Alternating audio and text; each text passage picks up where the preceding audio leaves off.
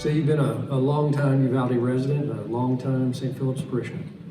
Yes, sir. Been a teacher? I was a teacher, yes. And times a school board member. Yes, I taught U.S. history and journalism and was a golf coach. Well, you know, I've been here at St. Philip's a little over 16 years now. And right after I got here, one of the things I heard was that there was a federal desegregation order on the school district. And I was wondering what you could tell me about that. Well, Mike, I wasn't actually here, but in 1970, I graduated from high school in 1969. In 1970, there was a controversy about a Mexican-American teacher who didn't have his contract renewed. And some parents got together and they organized a walkout. And this was kind of in the middle of the, La Raza Unida movement, which has started south of here in Crystal City. Anyway, it started in May and it lasted 6 weeks.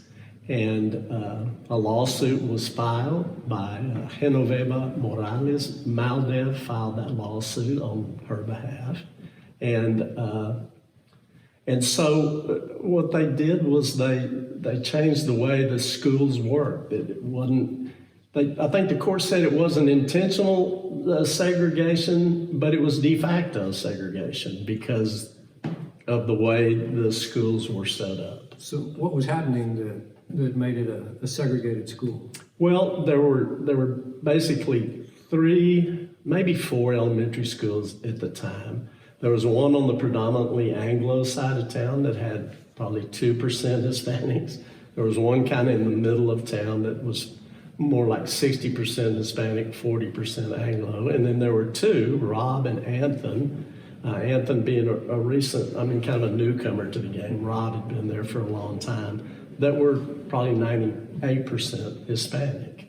And in the contention, and I think what the court agreed to was that the schools that were predominantly Hispanic were not being served as well as the other schools were in terms of desks and books and teachers and no Hispanic administrators. And it was the culmination. I can remember when I was in school here, elementary school and junior high, maybe even in the high school, that students who were caught speaking Spanish on the campus were, subject to licks or detention hall.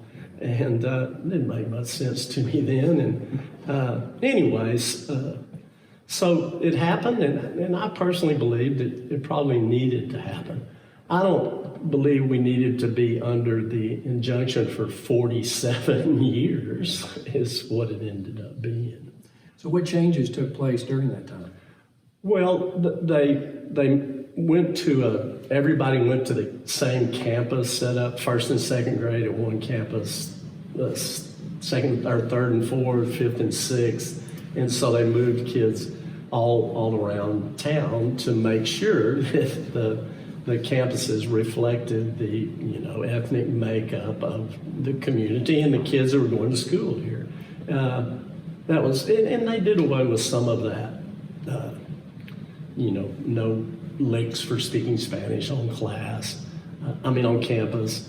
And other than that, I think the district was always trying to hire qualified Hispanic teachers and educators, but that was kind of a supply and demand deal, especially in the early 1970s. There was probably a much smaller supply of Hispanic teachers in the state of Texas than there was demand for them. And the demand was so high that they could probably make a lot more money if they went somewhere besides Uvalde. So it sounds like they no longer had neighborhood schools. No, they didn't. Although after, 15 years of the injunction, an argument was made that wasn't best serving our kids because moving them around like that. Because so we started we'll have a 1st through 4th grade campus here, and those campuses will reflect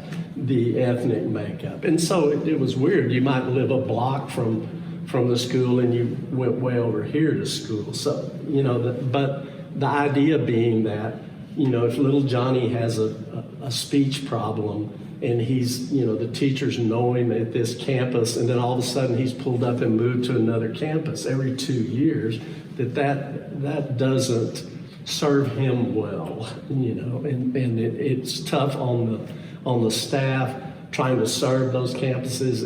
If I'm doing something that's directed at first and second grade students, I've got to, anyway, I've got to move all around. So, but eventually I think the district moved back. So, but it was just an effort, a consistent effort to make things better. And we did. You think that happened? Yes, absolutely. We had a change in the school board. I happened to be on the school board at the time, and we were bound and determined that it seemed ridiculous to us to be wasting money on attorneys to defend us against this injunction when it had been going on for 40 years. That money could be spent much better on the children we were serving. And so we did something about it. We got a superintendent, a female Hispanic superintendent, I might add. We hired while I was on the board. And she worked diligently. We got a new attorney representing us. And the same attorney that had represented us for 40 years, I kind of contended, why would he ever want it to end? It was a, gravy train with biscuit wheels for him. And so it wasn't long, a year and a half or 2 years, and everybody stepped back. And then to acknowledge the contribution that Ms. Morales, who was the plaintiff in the original suit, and her name was still on the court documents, to acknowledge her contribution, and we named the school after her, Morales Junior High, and she was there that day. We dedicated it in her name, and it was a great day. It was a great day for Uvalde. I think it did a lot to bury some wounds. I mean, there might have been some Anglo wounds that were unhappy, but there were a lot more Hispanic wounds that were healed, or at least, acknowledged, And So you think the district's in a position now where all the kids, regardless of ethnicity or family background or name, they're all getting a good education, or at least an equal education? Absolutely. I mean, and that's another thing we did while I was on the board, is we kind of gone full circle from giving children licks on campus for speaking Spanish to now we start in kindergarten with a dual language program where we teach them both English and Spanish. And it just makes so much more sense. And it's one of the things that our district has been recognized for. It's one of the things I think that people, I've talked to a lot of people that have their kids in that program. They love that program. Why? I've never seen anywhere, any job application where, if you put you were fluent in 2 languages, that you weren't going to get you're fluent in 2 languages, so we don't want you. So, it's come full circle. And I think we're always looking, and I don't know what the numbers are now, but I would be willing to guess that well over 50% of our faculty is now Hispanic. Our administrators, I want to bet over 50% of them are Hispanic. So yeah, and it makes sense. And we've been lucky to have Sul Ross State University here. They have a teacher certification program, and so people can stay in Uvalde. They don't have to leave town to get that teaching certification. And So you've been a long-time Uvalde resident, a long-time St. Philip's parishioner. Yes, sir. Been a teacher? I was a teacher, yes. And times a school board member. Yes, I taught U.S. history and journalism, and was a golf coach. And and I've Acolyte of the Year. Acolyte of the Year in 1969, right here at St. Philip's Episcopal School. Yeah. Church. So as you look at everything that's changed and the progress that's been made, what do you see that might be next to help create better racial equity? Wow. I think the main thing we need is just time And yeah, I don't know what would create better racial equity.